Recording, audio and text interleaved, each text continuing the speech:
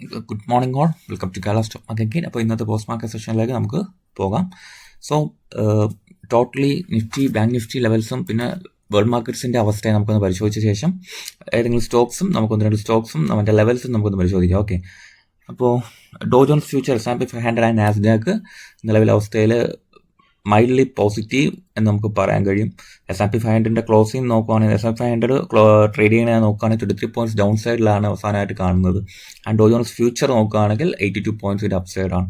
European markets നോക്കുകയാണെങ്കിൽ totally ഒരു negative shade നമുക്ക് മാർക്കറ്റിൽ ഉണ്ടെന്ന് നമുക്ക് ഏകദേശം ഒരു ധാരണ കിട്ടും.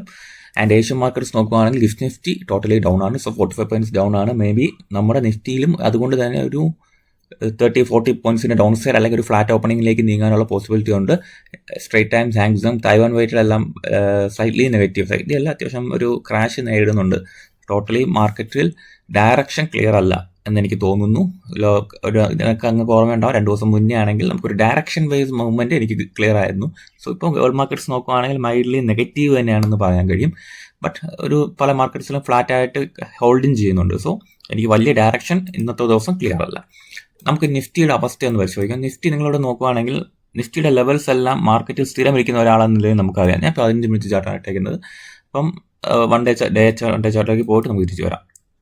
എന്താണ് നമ്മളിവിടെ കാണുന്നത് നമുക്ക് നോക്കാം. ഓക്കെ, ഒരു 15 മിനിറ്റ്സ് ചാർട്ട് നമ്മളെടുത്ത് ഒന്ന് നോക്കുമ്പോൾ നമുക്ക് മനസ്സിലാവുന്നത് ഓൾ ടൈം ഹൈ പാസ് ചെയ്തിരുന്നു അല്ലേ. കഴിഞ്ഞ 1-2 മാസത്തിനിടയിൽ ഒരു തവണ അറ്റംപ്റ്റ് നടത്തിയിട്ടുണ്ട്. ഇത്തവണ മാർക്കറ്റ് ജസ്റ്റ് ചെറിയൊരു അറ്റംപ്റ്റിൽ മാർക്കറ്റ് ആ ഒരു ഏരിയ ബ്രേക്ക് ചെയ്തു, ഡൗൺ സൈഡ് വന്നു, സ്റ്റോപ്പ് ലോസ് ഉണ്ടെങ്കിൽ നടത്തുകയും ചെയ്തു.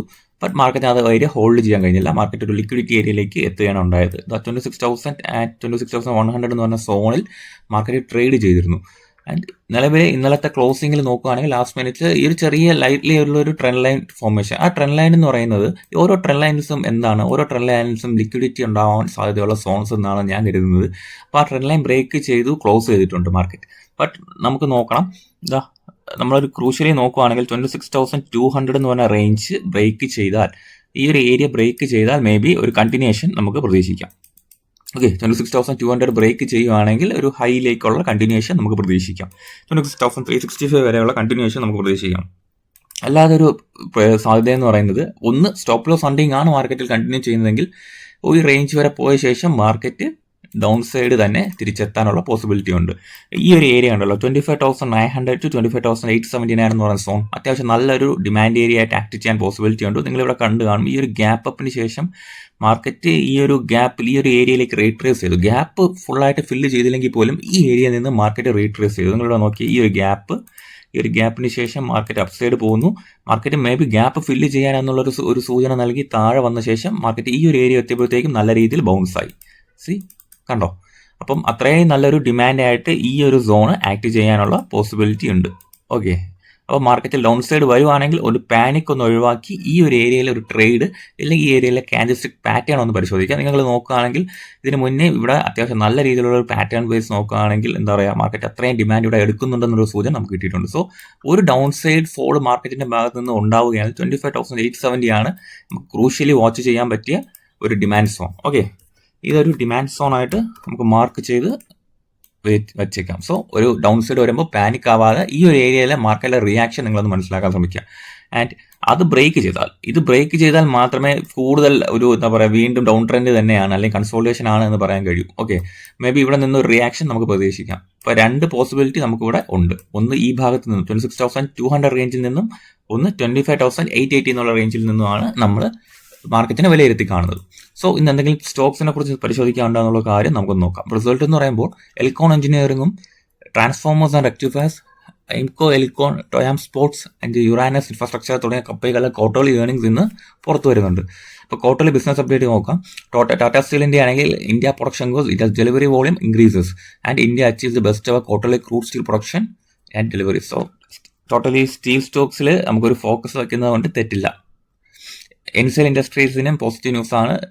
സിമെന്റിന്റെ പ്രൊഡക്ഷൻ, സിമെന്റ് ബോർഡിന്റെ dispatch falls 25% to cement production drop, cement boards production drop 41% to 11,900 tons.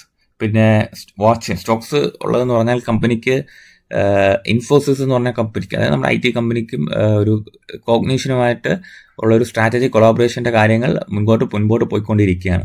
പിന്നെ ഗ്ലാൻഡ് ഫാർമയ്ക്കാണെങ്കിൽ ഒരു അപ്രൂവൽ കിട്ടിയിട്ടുണ്ട് USFDA ഭാഗത്ത് നിന്നും. ഓളോപാറ്റഡിൻ ഹൈഡ്രോക്ലോറൈഡ് ഒഫ്താൽമിക് സൊല്യൂഷൻ എന്ന് പറയുന്ന ഒരു ഡ്രഗിനുമായിട്ട് ബന്ധപ്പെട്ട ഒരു പേറ്റന്റ് നിലവിൽ ആയി വരുന്നുണ്ട്. പേറ്റന്റ് മീൻസ് അപ്രൂവലാണ് കിട്ടിയിട്ടുള്ളത് പ്രൊഡക്ഷന് വേണ്ടിയിട്ടുള്ള. പിന്നെ പ്രധാനപ്പെട്ട ന്യൂസ് എന്ന് പറയുന്നത് സിപ്ലയ്ക്കാണുള്ളത്. സിപ്ലയുടെ ചാർട്ട് നിങ്ങൾ കണ്ടായിരിക്കും, അപ്സൈഡൊക്കെ തന്നെയാണ്. പക്ഷേ സിപ്ലയുടെ ഒരു ഇൻസ്പെക്ഷനുമായിട്ട് ബന്ധപ്പെട്ട് USFDA ഇൻസ്പെക്ഷൻ കണ്ടക്ട് ചെയ്തിരുന്നു. ആൻഡ് ഒരു ഫോം 48.3 വിത്ത് 9 ഇൻസ്പെക്ഷണൽ ഒബ്സർവേഷൻസ്, അതായത് ഫോം 48.3 ഭാഗമായിട്ട് 9 ഇൻസ്പെക്ഷണൽ ഒബ്സർവേഷൻസ് കൊടുത്തിട്ടുണ്ടെന്നുള്ളൊരു ന്യൂസ് പുറത്തു വന്നിട്ടുണ്ടായിരുന്നു. ഇന്നലെ ഒരു ഉച്ച സമയത്തൊക്കെയാണ് ആ ന്യൂസ് പുറത്തു വന്നത്. അപ്പോൾ അതിൻ്റെ ഭാഗമായിട്ട് നെഗറ്റീവായിട്ടാണോ ട്രേഡ് ചെയ്യാൻ പോകണമെന്ന് ചോദിച്ചാൽ അല്ല. അത് ചില കാര്യങ്ങളിൽ സിപ്ല കുറച്ച് കാര്യങ്ങൾ മാറ്റം വരുത്താനുണ്ട്. കമ്പനിയുടെ ഭാഗത്തു നിന്നും ചില ആ ഒരു ഫേം അല്ലെങ്കിൽ ആ ഒരു പ്ലാന്റ് നിർമ്മിക്കുന്ന ഭാഗമായിട്ട് ബന്ധപ്പെട്ട് ചില നെഗറ്റീവ് ഒബ്സർവേഷൻസ് ഉണ്ടെന്നാണ് എനിക്ക് തോന്നുന്നത്. ഓക്കെ, പിന്നെ IR ഇൻഫ്രാസ്ട്രക്ചർ എന്ന് പറഞ്ഞാൽ അവർക്ക് ടോൾ കളക്ഷൻസ് അത്യാവശ്യം നല്ല രീതിയിൽ ഇൻക്രീസ് ആയിട്ടുണ്ട്. 11% ഇൻക്രീസ് ഉണ്ടായിട്ടുണ്ട്. 674 കോടി ആയിരുന്നു ലാസ്റ്റ് ഇയർ ഈ മാസം സെയിം ടൈമിൽ വന്നത്. നിലവിൽ 753 crores ആയിട്ടുണ്ട്. ഓക്കെ, പിന്നെ ഹുഡ്കോ ആയിട്ട് എന്ന് പറയുമ്പോൾ ഗവൺമെന്റ് ഓഫ് ഛത്തീസ്ഗഡ് ആയിട്ട് ഒരു MOU സൈൻ ചെയ്തിട്ടുണ്ട്. അതായത് ഒരു ഫിനാൻഷ്യൽ അസിസ്റ്റൻസ് കൊടുക്കാൻ കൂടി വേണ്ടിയിട്ടാണ് to various housing infrastructure projects നടപ്പാക്കാനായിട്ട് ഇവിടെ ഹുഡ്കോയ്ക്കാണ് കൊടുത്തിട്ടുള്ളത്. ഓക്കെ, അപ്പോൾ മോയില് അപ്പം ഗവൺമെന്റ് ഓഫ് ഇന്ത്യ വിശ്വനാഥ് സുരേഷിനെ chairman come managing director of the company ആയിട്ട് അപ്പോയിന്റ് ചെയ്തിട്ടുണ്ട്. ഓക്കെ, സോ ബേസിക്കലി ന്യൂസസ് ഒരുപാടുണ്ട്. ആൻഡ് മാർക്കറ്റ് അതിനനുസരിച്ച് റിയാക്ട് ചെയ്യാനും ഉള്ള പോസിബിലിറ്റീസ് ഉണ്ട്. ഓക്കെ, എൻ്റെ വാച്ച് ലിസ്റ്റിലുള്ള സ്റ്റോക്ക് ഞാൻ കാണിച്ചു തരാം.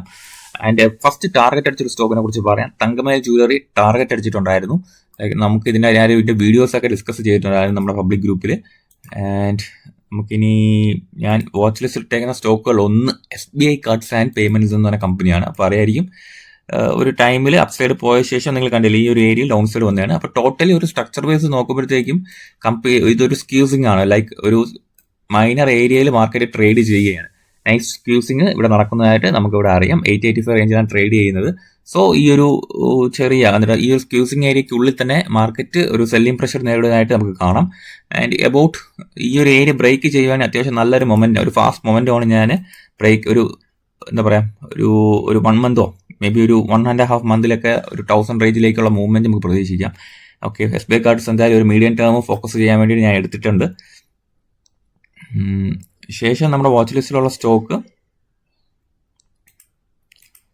ബ്ലൂ സ്റ്റാർ ലിമിറ്റഡ് ആണ്. ഇപ്പോൾ ബ്ലൂ സ്റ്റാർ ഒരു എന്താ പറയുക 1842 എന്നുള്ള റേഞ്ച് ഇതാകണ്ടല്ലേ, ഇത് മുൻപ് പല തവണയായിട്ടും സെല്ലിംഗ് നടക്കാൻ സാധ്യതയുള്ള അല്ലെങ്കിൽ നടന്ന സോണാണ്. സോ ഇത് ബ്രേക്ക് ചെയ്യാനുള്ള ഒരു ഫസ്റ്റ് അറ്റംപ്റ്റ് ഇന്ന് എന്തായാലും ഉണ്ടാവും.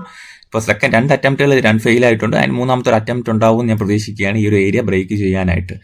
ഓക്കെ, ശേഷം എൻ്റെ വാച്ച് ലിസ്റ്റിലുള്ള സ്റ്റോക്ക് 5 പൈസ ക്യാപിറ്റൽ ലിമിറ്റഡ് ആണ്. ഞാനിതിൽ ഓൾറെഡി ട്രേഡ് ഹോൾഡ് ചെയ്യുന്നുണ്ട്. സൈറ്റ് ക്വാണ്ടിറ്റി ഈ ഒരു ബേസിൽ നിന്ന് മാർക്കറ്റ് ബ്രേക്ക് ഔട്ട് ചെയ്യാനുള്ള അറ്റംപ്റ്റ് നടത്തുന്നുണ്ട് 5 പൈസ ക്യാപിറ്റലിൽ. സോ ഞാൻ കുറച്ച് സ്റ്റോക്സ് ഇൻഡിവിജ്വലി സെക്ടർ വൈസ് ഞാൻ സെലക്ട് ചെയ്തിട്ടുണ്ട്. ആൻഡ് സരിഗമ ഇൻഡിവിജ്വലി സെലക്ട് ചെയ്ത സ്റ്റോക്സ് ആണ് പലതും തിരഞ്ഞെടുത്ത് വെച്ചിരിക്കുന്നത്.